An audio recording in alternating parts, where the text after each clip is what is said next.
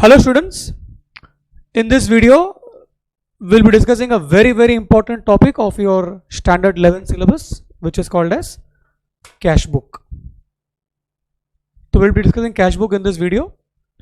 So this will be highly useful to students of standard 11th of Maharashtra State Board, ISC Board, CBSE Board, and also students of CA Foundation. इन लोग सब के लिए ये video में जो concept discuss होने वाला है वो यूजफुल रहेगा. So now what exactly is cash book? Let's try to understand. So cash book is basically a subsidiary book in which all cash transactions are recorded. आपका बिजनेस में जो भी कैश आता है और जो भी कैश जाता है उसका रिकॉर्डिंग जो सब्सिडरी बुक में होता है, that subsidiary book is called as cash book. Let us run through how a cash book looks. So a cash book looks like this, just like a ledger. It has got two parts. The left hand side of the cash book is called as the receipt side, and the right hand side of the cash book is called as the payment side. So what is the logic behind this? Why we call the left hand side as receipt side and why we call the right hand side as payment side? क्या logic है इसका पीछे? See, we all know that cash is a real account, and golden rule of real account is debit what comes in, credit what goes out. So you debit cash when cash comes in. So cash is coming in means we are receiving cash. That is why debit side को receive side करके बोलते हैं. We credit cash when cash goes out. Cash is going out means we are paying cash. That is why the credit side is called as the payment side. Clear? So in short, debit side पे हम लोग क्या record करने वाला है या receive side में क्या रिकॉर्ड करने वाला है? We are going to record cash coming into the business and cash going out of the business will be entered on the credit side of the cash book. Clear एकदम? So the two sides are receives and payment. Receive side में cash coming in and payment side में cash going out हम लोग लिखने वाले हैं. अब ये जो कैश बुक है बहुत टाइप्स के होते हैं. In fact, there are three types of cash book. First one is called as simple cash book. Then you have something called as double column cash book. Then you have something called as triple column cash book. Okay, simple cash book, double column cash book, and then triple column cash book. ऐसा तीन different type के cash books हैं.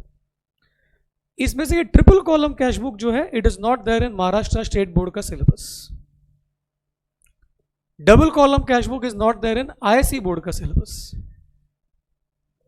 But anyways will be discussing all the three types of cash book in this video because almost all of them are interconnected only. तो let us start with simple cash book. Simple cash book का मतलब क्या होता है? Simple cash book is a cash book which is prepared with only one amount column and that is the cash column. उसको हम लोग बोलते हैं simple cash book. It is as good as your cash account. Ledger नाम का chapter आप लोग का हुआ रहेगा and in that chapter you would have learned cash account. तो वो जो कैश अकाउंट है हूबहू वही चीज है आपका simple cash book. So this is the format of simple cash book. It looks like this. We have a column called date. Then there is particulars. Receipt side में R number है which stands for receipt number followed by LF and then amount. ये बाजू में again date particulars. We have got V number which means voucher number, LF and amount. Whenever you pay cash to anyone, तो वो बंदे से हम एक document पे साइन लेते हैं कि आपको मैंने पेमेंट दिया. That document is called voucher. तो उसका सीरियल नंबर ये V नंबर कॉलम पे एंटर होता है. When I receive cash from anyone, I give them a receipt. तो रिसिप्ट नंबर जो होता है वो R नंबर वाला कॉलम पे एंटर होता है. This is your simple cash book. Clear? इसमें एक ही अमाउंट कॉलम है and that one amount column is called as cash column. यानी प्योरली सिर्फ कैश वाला ट्रांजैक्शंस हम लोग इसके अंदर रिकॉर्ड करेंगे. Now let's speak about double column cash book. Double as the name indicates it means what? A cash book with two amount columns. उसको हम लोग बोलते हैं डबल कॉलम कैश बुक. तो भी सवाल ये है कि ये टू अमाउंट कॉलम्स क्या होता है? So one column is cash, that is for sure. The other column can either be bank or it can be discount. So double column cash book में the two amount columns can either be cash and bank or it can be cash or discount.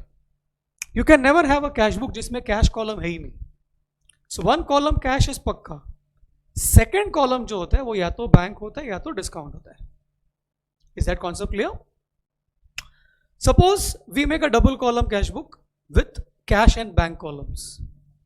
Okay, double column cash book बनाते हैं अगर cash and bank column के साथ, तो वो ऐसा दिखेगा. You can see there are two amount columns. One column is called cash, other one is called as bank. Again here cash and bank. ये हो गया आपका double column cash book with cash and bank columns. यही वाला चीज state board का बच्चे लोग को सिलेबस में है. Double column cash book with cash and discount column will look like this. जहां पर बैंक है वहां डिस्काउंट आ गया. This is not there in the syllabus of Maharashtra state board and this not there even in ISC board also. Now we move to the next concept, that is triple column cash book. But before that let us quickly understand few things here. ये जो cash वाला column था of the cash book that represents the cash account. Bank वाला column represents the bank account. अभी discount column जो है on the receipt side of the cash book represents discount allowed, and discount column on the payment side of the cash book represents discount received. Now what is the logic behind all this? Simple है, मुझे अगर cash मिल रहा है किसी से तो I will give discount, इसलिए receipt side में डिस्काउंट अलाउड है. I am paying cash to anyone, मेरे को डिस्काउंट मिलेगा, इसके लिए पेमेंट साइड पे डिस्काउंट रिसीव्ड वाला कॉलम है. Is this very clear? Receipt side of the cash book discount allowed, payment side of the cash book discount received. Very very important. Now let's speak about triple column cash book. तो triple column cash book as the name indicates, यहां पर तीन amount columns है. सो तीन amount columns क्या रहेगा? No prizes for guessing, it is cash, bank as well as discount. तीनों आ गया, उसको हम लोग बोलते हैं triple column cash book and ये उसका फॉर्मेट है. So date, particulars, R number, LF, discount allowed, cash, bank. ये रिसिप्ट साइड हो गया. Then again date, particulars, V number, LF, discount received, cash, bank. वो हो गया payment side. Clear? Now we are going to learn a very very important concept of cash book, जिसको हम लोग बोलते हैं contra entry. Now what is called as contra entry? Contra entry means an entry which appears on both the sides of the cash book simultaneously. That is called as contra entry. Okay, it's a journal entry which appears on both the sides of cash book simultaneously. उसको हम लोग contra entry बोलते हैं. This happens only when you prepare a cash book with cash and bank columns. So in short, या तो वो double column cash book रहना चाहिए जिसमें कैश और बैंक कॉलम बनाया, या तो ट्रिपल कॉलम कैश बुक रहना चाहिए, तो ही कॉन्ट्रा एंट्री नाम का कॉन्सेप्ट अपने को सीखने को मिलेगा. If you are making a simple cash book, there is nothing called as contra entry. Am I clear? So now what are the examples of contra entry? Example number 1 is cash deposited into the bank. ये पहला example है Contra entry का. So what is the journal entry when we deposit cash into the bank? The journal entry is bank debit to cash. What is the logic behind this entry? Bank debit because bank is the receiver, and cash credit because cash goes out. Second example of contra entry, cash withdrawn from bank. Bank से cash withdraw किया, journal entry will be cash account debit to bank. Cash account debit because debit what comes in, and bank account credit because bank is the giver. इसको cash book में कैसा post करने का? Let's try to understand. So I picked up here double column cash book with cash and bank columns, you can see. और journal entry मैंने ऊपर लिखा है बैंक टू कैश. तो इसको कैश बुक में कैसा पोस्ट करने का? बैंक डेबिट है तो बैंक का डेबिट साइड पे we will write to cash. किसका डेबिट साइड पे? बैंक का डेबिट साइड पे. एंड कैश क्रेडिट है तो कैश का क्रेडिट साइड पे we will write by bank. Cash का क्रेडिट साइड पे. तो you can see 1000 rupees receipt side पे कौन सा कॉलम पे है? बैंक वाला कॉलम पर है, और वही 1000 पेमेंट साइड पे कैश वाला कॉलम पर है. Please observe very very carefully. This is contra entry and these kind of entries are marked like this. आपको सी करके मार्क करना पड़ता है उसको. C indicates contra. सिमिलरली अगर जर्नल एंट्री था कैश डेबिट टू बैंक, तो इसको कैश बुक में कैसा पोस्ट करेंगे? कैश डेबिट है तो कैश का डेबिट में लिखने का टू बैंक. कैश का डेबिट में 100 रुपया, और बैंक क्रेडिट है तो बैंक का क्रेडिट साइड पे बाय कैश 100 रुपया. Again you will mark it as C, contra entry. Clear? Now let's pick up some very very important transactions in connection with cash book.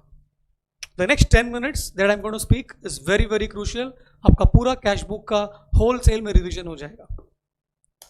Transaction number 1, check received from Mr. X and deposited into the bank on the same day. अपने को check मिला mister X से और हमने वही दिन उसको bank में जमा भी कर दिया. तो what is the journal entry of this? The journal entry is bank debit to mister X. Why bank debit? Because bank is the receiver. हमने चेक जमा कर दिया बैंक में, मतलब बैंक में पैसा आने वाला है, तो bank is the receiver, bank को डेबिट. और ये चेक एक्स ने अपने को दिया, एक्स गिवर है, एक्स को क्रेडिट.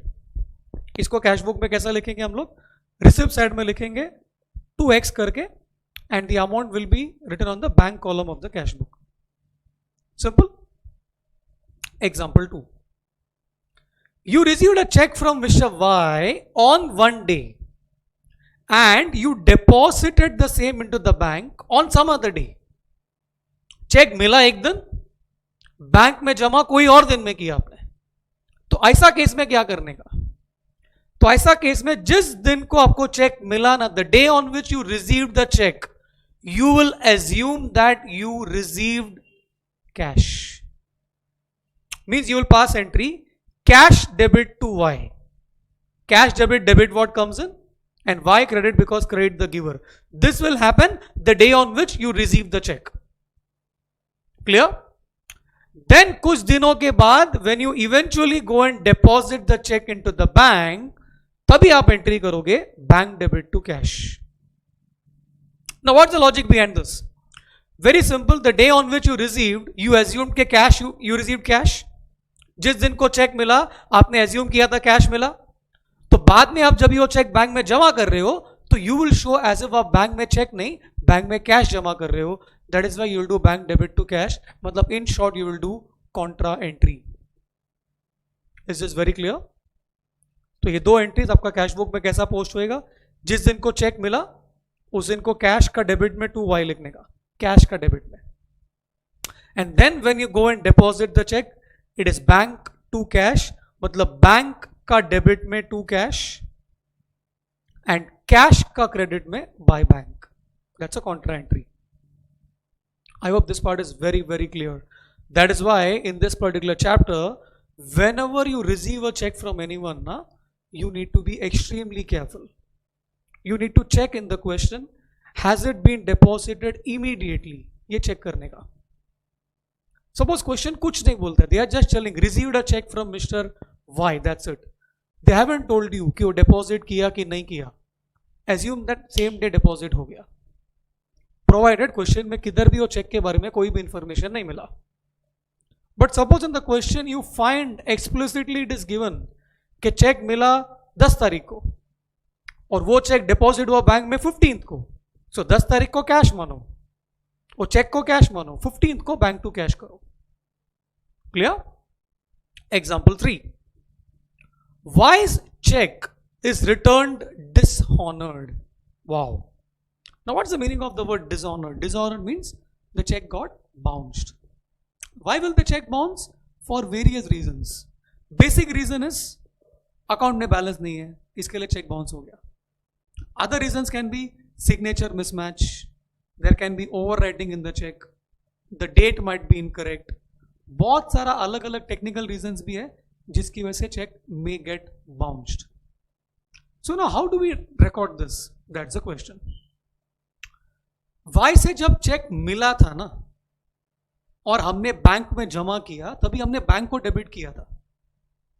क्या बोल के हमने बैंक को डेबिट किया? We said bank is the receiver, ऐसा बोल के हमने डेबिट कर दिया बैंक को।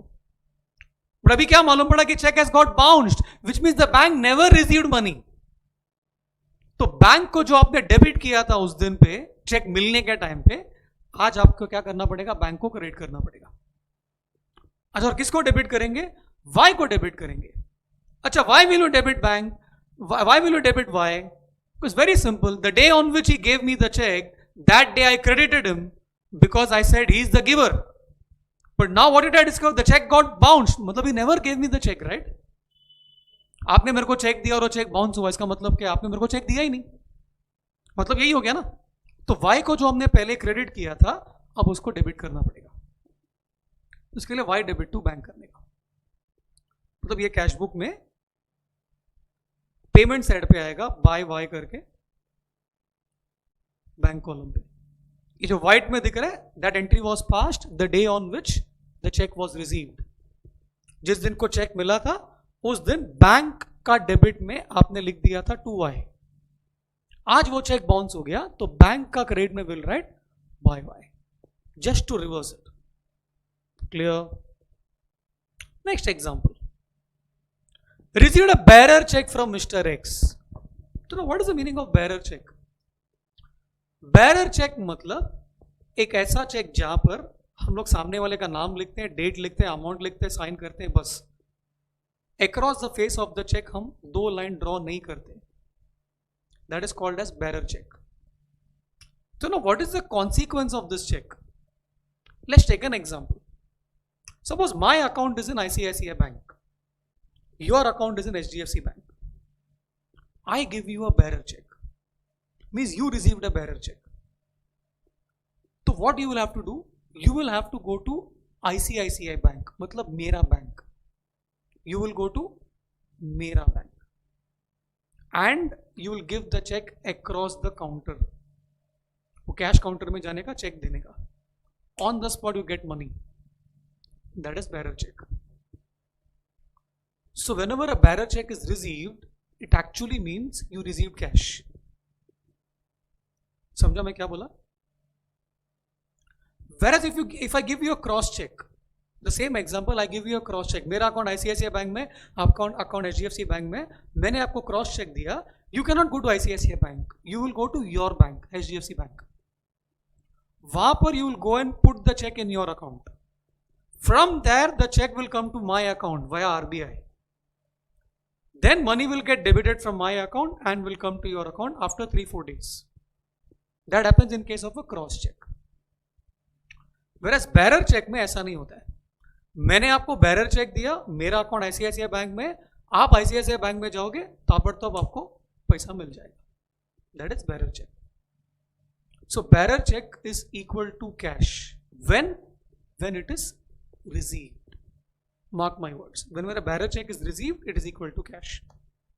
तो रिसीव्ड अ बेरर चेक, तो इसका जर्नल एंट्री क्या रहेगा? It is cash debit to Y. Cash debit because debit what comes in, Y credit because Y is the giver. Is this very clear? A cash debit to X. Next, received a bearer cheque from mister A and the same is endorsed to mister B. Now what is the meaning of endorsed? Endorsed मतलब transferred. Correct? मुझे एक जन से bearer check मिला और मैंने वो check क्या किया? किसी और को ट्रांसफर कर दिया, दे दिया।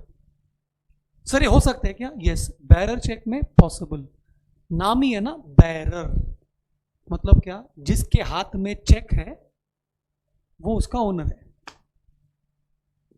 It is like 100 rupee note मेरा पॉकेट में है, मैं तुमको तुम्हारा हो गया ना वो। If I give it to it's yours, तो वैसा ही है।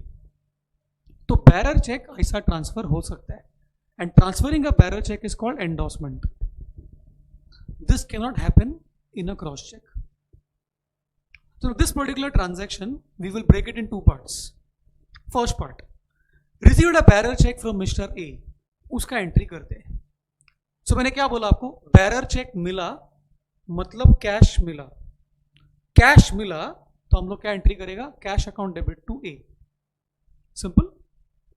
The same cheque is being now endorsed, given, transferred to mister B.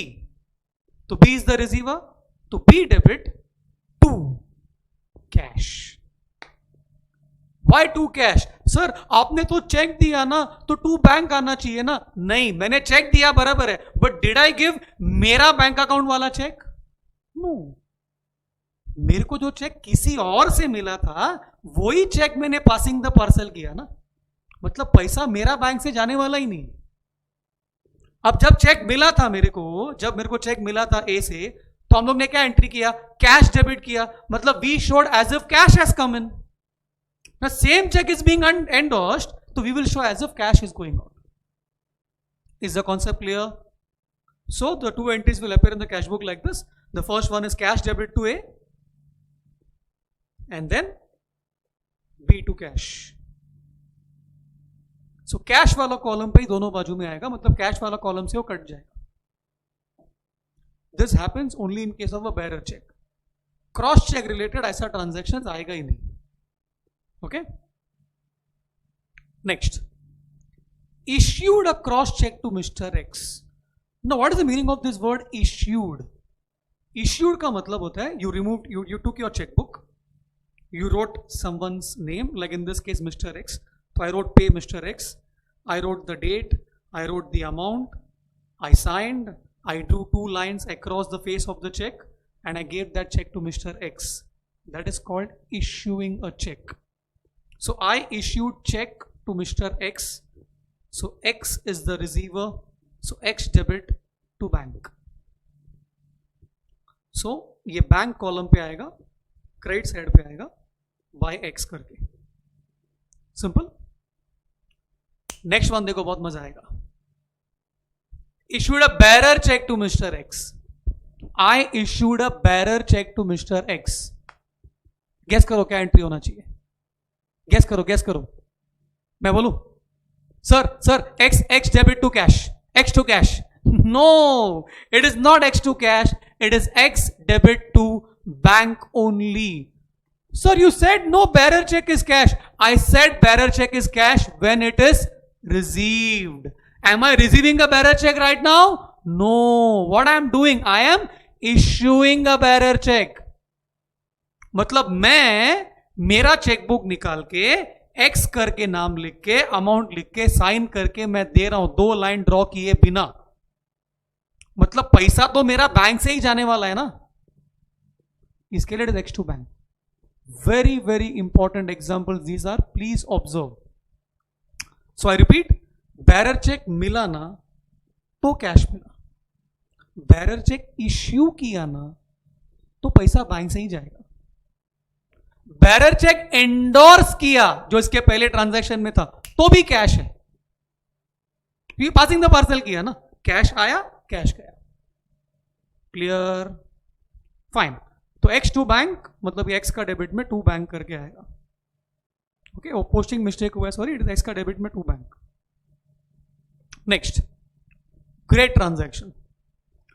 Post dated cheque is received from mister A. So now what is the meaning of this post dated check? Suppose you give me a check on 1st October 2021. 1st October 2021 को आप मेरे को check देते हो. Okay, आप मेरे को check देते हो और वो चेक में जो डेट लिखते हो ना, डेट लिखा है आपने 15th October 2021. ऐसा डेट आपने लिख के दिया उसको मुझे. This is called as a post dated check. Understood? Cheque आपने दिया आज, मगर वो चेक में डेट कभी का है, फ्यूचर का है. That kind of a check is called as post dated check. So ये चेक मैं आज का आज लेके बैंक में नहीं जा सकता है. Even if I go, what will happen? The check will get bounced. Am I clear? तो इसको 2 स्टेप में बात करने का. पहला आज का बात करते हैं. What is happening today? आज मेरे को चेक मिल रहा है. तो आज मेरे को जब चेक मिल रहा है और वो चेक पोस्ट डेटेड है तो मैं वो चेक को कैश मानेगा. I'll say cash मिला and I'll write cash account debit to A. Is this clear? Then कुछ दिनों के बाद जब हकीकत वाला डेट आएगा जो चेक में लिखा है, तो वो डेट को obviously I'll go to the bank and put that check. The day on which I go to the bank and put that check, उस दिन को मैं एंट्री करूंगा बैंक डेबिट टू कैश, यानी कॉन्ट्रा एंट्री करूंगा. अच्छा, why bank debit to cash करूंगा? Because the day on which I received the cheque I assumed as I received cash. So now when I go and put the check into the bank, it means I'm putting cash into the bank. So it is bank debit to cash. तो इसको post कैसा करेंगे हम लोग? पहला अपने को check मिला तो कैश डेबिट टू ए, तो कैश का डेबिट में टू ए लिखेगा. And when eventually the cheque is put in the bank, तभी बैंक का डेबिट में टू कैश, कैश का क्रेडिट में by bank, which means a contra entry will be passed. So I hope this video was extremely useful to all of you. Keep watching this again and again for many more videos like this. Please subscribe to our YouTube channel, Mensa Commerce Classes. Until then, see you. Bye.